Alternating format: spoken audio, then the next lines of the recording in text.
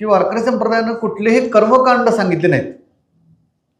म्हणजे आता तुम्हाला मोक्ष पाहिजे ना, मग चला यज्ञ करा, होम हवन करा, दीड पायावर उभं राहा, रात्रभर तपस्या करा, शिंडीला गाठ मारा आणि शिंडी आड्याला बांधा, असलं काय सांगितलं नाही. या सगळ्या वाटा मोडल्या म्हणून तुकारामाने लिहिलं, मोडून वाटा सूक्ष्म दुस्तर केला राजभार. हायवेच आता काहीतरी भक्ती मार्गवाला आहे सापदरी, ठीक आहे, असं त्यांचा विषय आहे. मात्र त्यावेळी त्यांनी म्हटलं की केला राजभार चाले ऐसा, 6 पदरी जसा आहे तसा आता तो भक्ती मार्ग असा वैभवशाली तयार केला. आणि तो वैभवशाली तयार करताना सगळ्या आचकट किचकट वाटा या ज्या अगोदरच्या परंपरेने निर्माण केलेल्या होत्या, की संन्यस्त असेल तरच भक्ती करता येईल, संसारी माणसाला भक्ती करता येणार नाही, ह्या सगळ्या गोष्टी, सगळ्या अचकट विचकट किचकट वाटा मोडल्या आणि साधी सरळ वाट वारकरी परंपरेनं तयार